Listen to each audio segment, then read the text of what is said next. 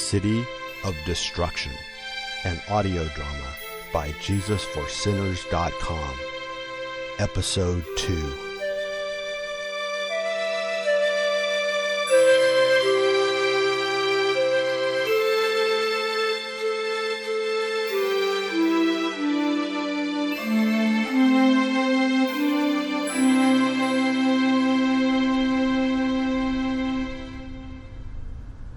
Mom, I can't find my blue tie. Did you check in your closet? Of course I did. It's not there. Maybe you put it in the coat closet when you got home the other day. I checked there already, Mom. Where can it be?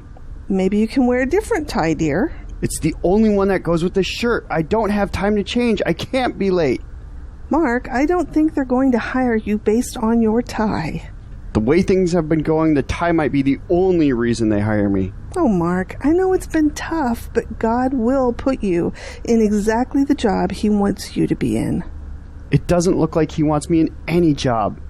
Mom, it's been more than 2 months. I've already burned through all the contacts I had before graduation. I've only got a few more interviews set up, and then I'm back to square one. I just don't understand it. I have a good degree from a good school. I have great references from the internships I've done the past few summers. I know how to do all this stuff, but no one wants to hire me. Do you tell them about the products you've worked on during your internships? That was a commercial app you delivered last summer. You practically wrote the whole thing yourself. I know. I tell them that. I tell them about the nice things my bosses and coworkers said about me. I show them the reference letters, and the weird part is, they seem to really like everything I tell them, but then they contact me a few days later and tell me I'm not what they're looking for, or I'm not a good fit, but they never tell me why. And you're staying positive during the interviews? Are you sitting up, smiling? Yeah, all that. And they're smiling and telling me how much I know and how much experience I have for someone just coming out of school. I don't get it. And they still seem pretty positive by the time you leave? Well, they don't seem quite as positive at the end. Is there something you're saying that upsets them? I don't think so. In fact, it seems like things are going really great. After all the technical stuff, they ask about what I like to do, how I spend my spare time, really friendly stuff like that. And what do you tell them you do? I tell them about church. I tell them about the work I do at our youth group. I tell them about the Bibles we hand out to people. It's not like I'm telling them I rob convenience stores at night or something. Do you talk about what they do? Well, it's usually how we get on the subject. They tell me about all the activities they have at their company. That's when I start thinking they want to hire me. They're trying to convince me that's a fun place to work. But then they talk about the happy hour Fridays when they bring beer and alcohol into the office. The last place I went to even told me about the secret closet in the marketing department where they hide their stash of liquor. One guy even showed me the mini fridge in his office where he keeps his beer. He has beer in his office? Yeah. Now that I think about it, the alcohol thing seems to be pretty prevalent. And the blasphemy and profanity are really bad too. I don't think I've been on an interview yet where they didn't use bad language or blaspheme Jesus. Well, I can see why God wouldn't want you in those places. What other kinds of things do they do? Well, they seem to go clubbing and bar hopping a lot. One place even told me they'll all get up in the middle of the afternoon and head to the bar down the street, then come back and finish working. No wonder so many of my apps don't work right. Yeah, I guess that does explain a lot. Oh, Mom, what am I going to do? What if they're all like this? Mark, you just have to keep trusting God. Be thankful that you didn't get hired by any of those places. Can you imagine how miserable you'd be if you had to be surrounded by that sort of thing all day? Imagine the pressure you'd be under to go along with all that. Yeah, I know. It's just frustrating. I know I can do these jobs, and these people know I can do them too. It feels like high school all over again. If you don't use the kind of language they do, if you don't laugh at those dirty jokes, if you don't make those crude comments, then you're just an outsider. Just keep praying, Mark. God will put you exactly where He wants you. You have to trust Him. It sounds like He's been pretty merciful to you already by keeping you out of those terrible companies. Yeah, I know. I just thought it would be easier. I had all this stuff set up before I graduated. I thought for sure I'd be working by now. Well, Mark, maybe that's what God's teaching you. Put your whole trust in Him, not in your own plans. So, I shouldn't have made all those contacts before graduation? Oh, of course you should have. God doesn't want us to be lazy, but we do what we can do and then trust Him and submit to His will. We may have all sorts of plans and make all sorts of preparations, but we have to be willing to let God brush all those aside if that's His will. Mark, keep working hard. Keep doing the things you're doing, but also be aware that God's plans are better than yours. Be willing to surrender everything to Him. I know. It's hard, though. I have all these plans. Trust in God's plans, Mark. If you do, you'll always be on the winning side. Who's going to defeat God's plans? True. I guess I just worry that God's plans for my life might be different than my plans for my life. Well, isn't it nice that God's teaching you that while you're still young? It usually takes people a long time to learn that lesson. This is what I mean about trusting God, Mark. You've got to trust Him completely. The fact is, He may very well have different plans for your life than you do. The question is, are you going to be okay with that? I hope so. Remember what Jesus said, Mark. If anyone desires to come after me, let him deny himself and take up his cross and follow me. What's the first thing He said to do? Deny yourself. That's right. They're not just words, Mark. They mean something. Yeah. I didn't think about it like that before. The whole setting your own plans aside and trusting Him thing. That's a big deal. Yes, it is. Pray for the strength to do it, Mark. Pray for the faith to trust Him completely. I will. Thanks, Mom. I just wish I knew God's plan for my blue tie. I gotta get going, Mom. Oh, did you check the back of your doorknob? Let me check. Here it is. You're a blessing, Mom. I gotta go.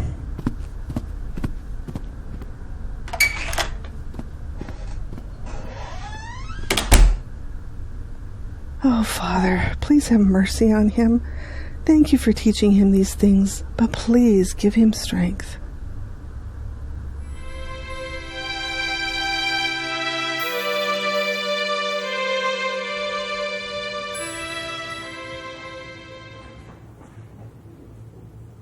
He should be here any minute. I'm sure he's busy. This has turned into a tight race. Yeah, tighter than we ever expected. Councilman Sherwood, it's a pleasure to meet you. I'm Mike Dawson with the Dawson Research Group. Good to meet you, Mike. Councilman, Mr. Dawson's company is the very best political research and strategy outfit in United City. He's here to get our campaign back on track. Well, we appreciate your help, Mike. Please, have a seat. I can tell you, sir, that it is an honor to work with you. When Madeline approached us, everyone in our organization saw this as a great opportunity. We all know about the struggles you've had since you launched your campaign, but Dawson Research is confident that we have the winning strategy for you. And it's about you, sir. Your experience, your confident leadership, you cast a great image. There's no work to be done to show you as presidential. The thing we need to work on is your message. That message has worked for a long time, Mike. Yes, sir, but I'm sure you're aware of the changing landscape of a United City, especially over the past few years. Just since your last election, the attitude of our citizens has shifted. Are you sure those aren't just the squeaky wheels? The media just loves the bluster and all those wild statements. Makes for good television. Yes, sir, but that's the issue. As those things are heard over and over again, they become less shocking and more acceptable, and that's certainly what our polling shows.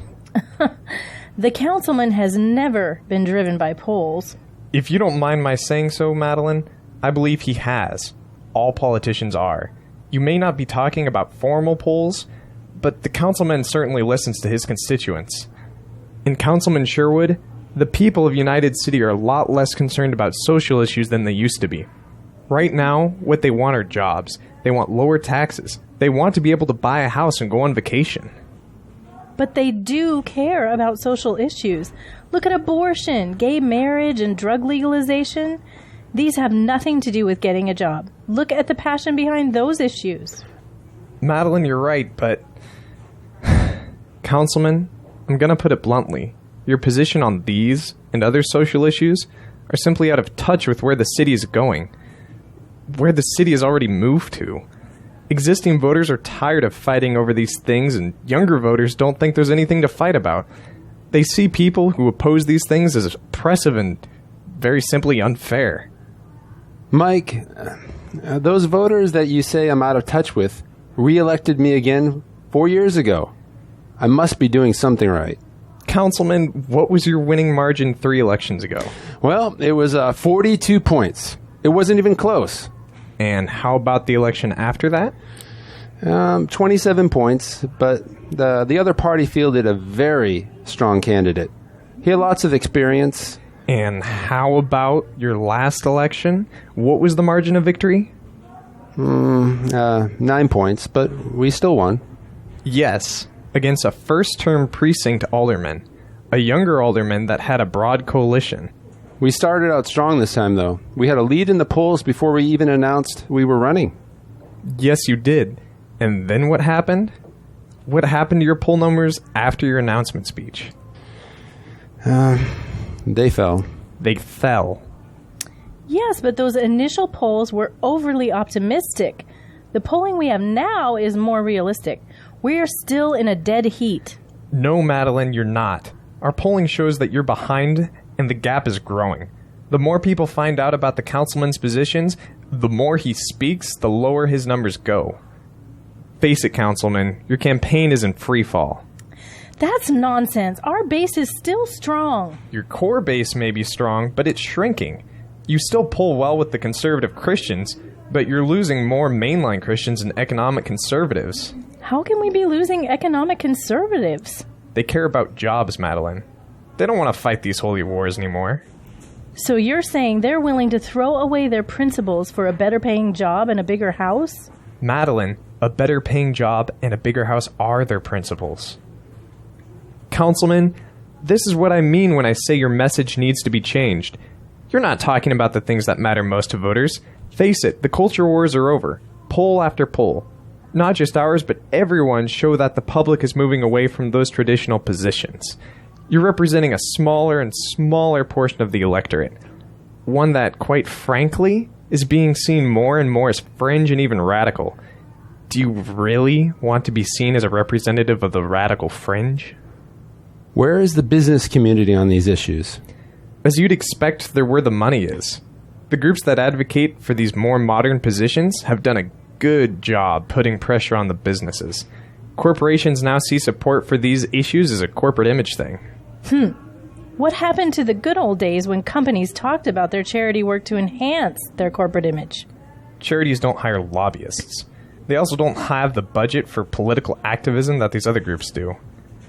Face it, Madeline, these groups have done a great job presenting their issues as social causes. They are the new charities. The fight against breast cancer has turned into a women's rights campaign. That includes abortion. The plight of orphans has turned into a vehicle for gay adoption. The public identifies these issues together. So if you're against abortion, you're against women's rights and you're misogynistic. If you're against gay adoption, then you're against children who need loving families. That's ridiculous. It may seem ridiculous, but that's the image that's out there. Face it, people don't like being considered hateful or narrow-minded or judgmental. And like it or not, that's the way people come off when they oppose these things. So you think people are just going to cave on this? That they're so spineless that they'll give up traditional values just so people don't call them names? They've already caved, Madeline. You may not like it, but that's what's happened. Councilman, it's very simple. You can run for office in some fantasy world that no longer exists, or you can run in the real world. The world as it is today. It's your choice. If you're ready to deal with reality, I can help you. If you want to be the president of Fantasyland, then I'm sorry, sir. There isn't anything anyone can do to help you. Rather than planning your next campaign event, you'd be better off planning your retirement. Now, wait a minute, Mr. Dawson. The councilman has had a long and distinguished career and has been winning elections for a very long time. I think he knows... Madeline, it's okay. You don't need to defend me. She has a point, Mike. I've been winning elections for a long time.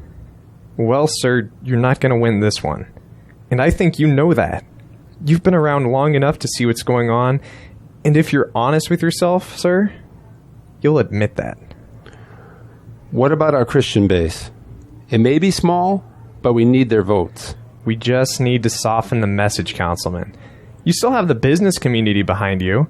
In fact, you'll certainly grow that base of support by softening your tone on these social issues and focusing on regulatory reform and reducing corporate taxes. A more inclusive message will resonate with more mainline religious groups. You can speak to them about channeling their spiritual energy into improving society at large. Sir, by increasing your appeal to these two groups alone, you'll more than make up for any attrition among the Christian conservatives. And at the end of the day, sir, where else are they going to go? They could stay home. Yes, Madeline, but at least they wouldn't be voting against you, which is what's happening more and more with these other groups. Councilman, you need to stop the bleeding, or this campaign is going to be over long before Election Day. Do you really want your career to end this way? A landslide defeat? It'll undermine all the good you've done.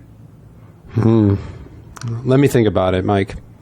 This would be a big change. But it would be the right change, sir.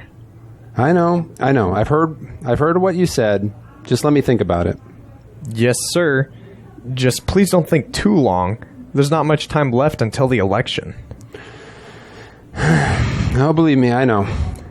Well, thank you, sir, for your time. I look forward to hearing from you.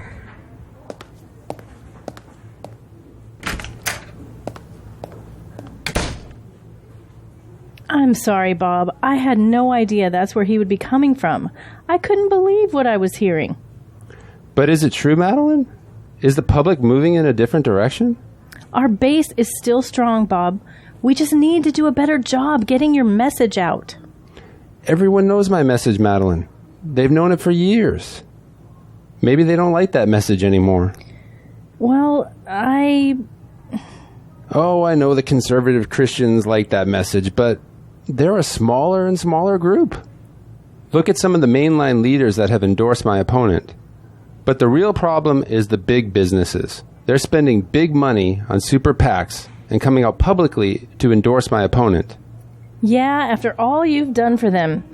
You've carried a lot of water for them in the past, Bob. Your opponents have beaten you up for supporting businesses. And now those same businesses are turning their backs on you. Businesses are businesses, Madeline. They're going to go where they think their customers are going. Those customers are also voters. Maybe we need to pay attention to the shift that's taking place.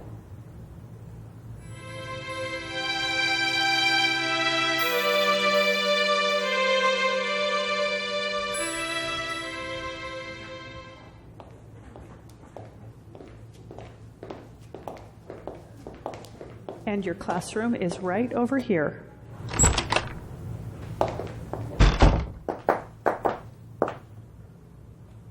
This is amazing, Principal Harper. You have no idea how long I've dreamt of having my own classroom.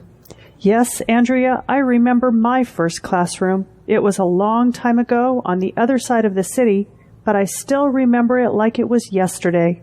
It certainly is a great feeling. For me, the first time I stepped into that classroom was the first time I felt like a real teacher. Oh yes, Principal Harper. That's exactly how I feel. It's wonderful. I can't wait till the first day of class. It's just like when I was a little girl. I was one of those strange kids that couldn't wait for school to start. Well, it's a little bit different when you're the one in front of the class. It's a big responsibility shaping the minds of our future leaders. Oh, I know. I think it's a sacred responsibility. Providing all this information to children and teaching them to use the mind that God's given them to understand the world around them and how to make good decisions. Yes, well, we do have a solid curriculum at this school. We teach our students to be open-minded, confident, and responsible citizens. I wanted to ask you about that. I've been looking over the curriculum this summer, and I want to be sure I'm understanding things properly. I'm going to be teaching 4th and 5th graders, correct? That's what I understood from my offer letter. Yes, that's right. Well, I noticed there's a human reproduction program in my social studies class. Is that really something that we should be discussing? Well, certainly. It's part of the city's approved curriculum. All the schools are teaching this. Is there a problem? Well, when I was this age, we went over this topic a bit, but... But? Well, Principal Harper, it was a lot less explicit, more scientific. Do we really need to be talking about all these things to 9 and 10-year-olds? I remember my parents weren't pleased at all that this was even being discussed in the school when I was a kid. They felt that this sort of thing should be taught in the home. They actually opted me out of those classes. Well, Ms. Lawrence, there's no opting out anymore. The fact is, children are exposed to and involved in these things at a younger and younger age. We must provide them with the right information. It's Miss. What? I prefer Miss Lawrence, but Andrea's fine. And as far as children being involved in these things, well, that just sounds like bad parenting to me. Well, Andrea, each family is different. It isn't our job to tell people how to raise their children. Our job is to make sure that they become positive, well-adjusted citizens. If we wait for the parents to do everything, then who knows what sorts of values these kids may grow up with. We have to make sure these children don't grow up to be antisocial and disruptive and undermine the society we're trying to build. So we don't tell parents how to raise their children, we just do it for them? Miss Lawrence, you'll soon discover that if we don't play a major role in these kids' lives, no one else will. Or worse, they'll learn antiquated and repressive values that our whole society will be stuck with when these kids are adults. We are in a unique position of influence. We mustn't shirk our responsibility. Influence? I thought we were supposed to give them information and teach them how to think for themselves.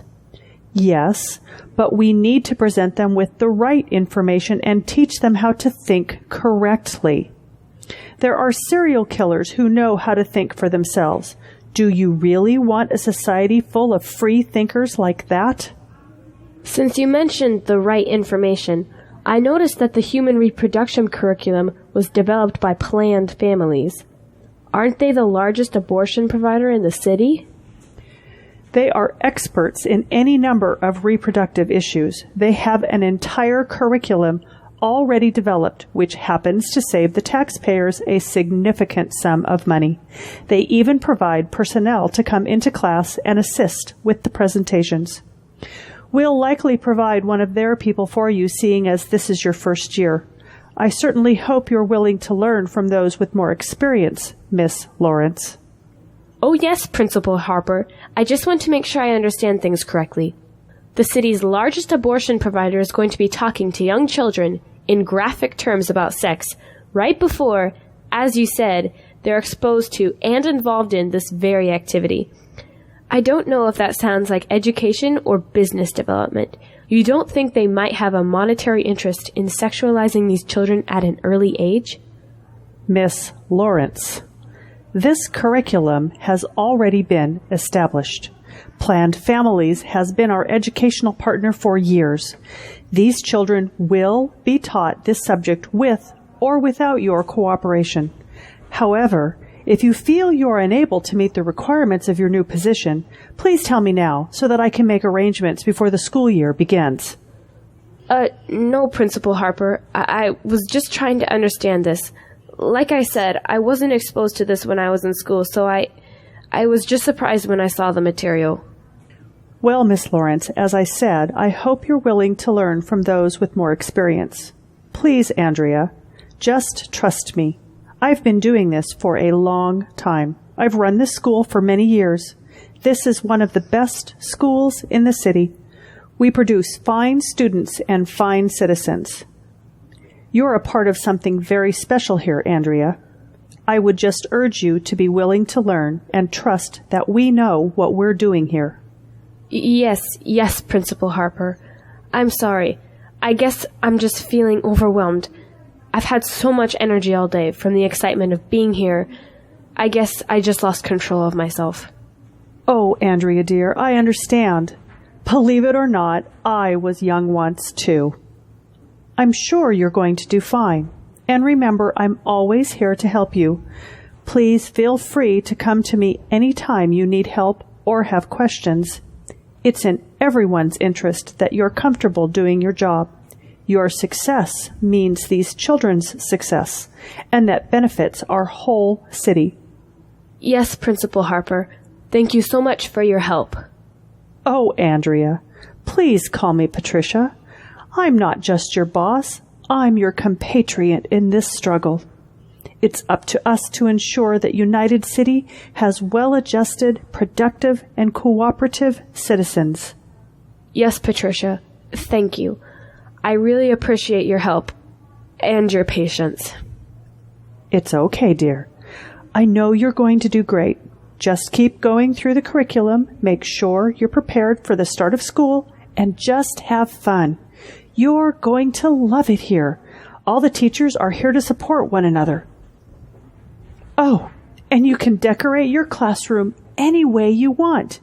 It's your new home, hopefully for a long time. Make it a comfortable, safe place for you and your students. Thank you, Patricia. Well, I have to go meet with another new teacher. I'll leave you alone here to enjoy your new space, give you a chance to make some decorating decisions. Oh, yeah, I'll see what I can come up with. Great job, Andrea. I don't know which was worse, almost getting fired before the school year even starts, or caving in on what you believe. Oh, Father, please forgive me. Please help me to do this. I don't know what kind of mess I've gotten myself into.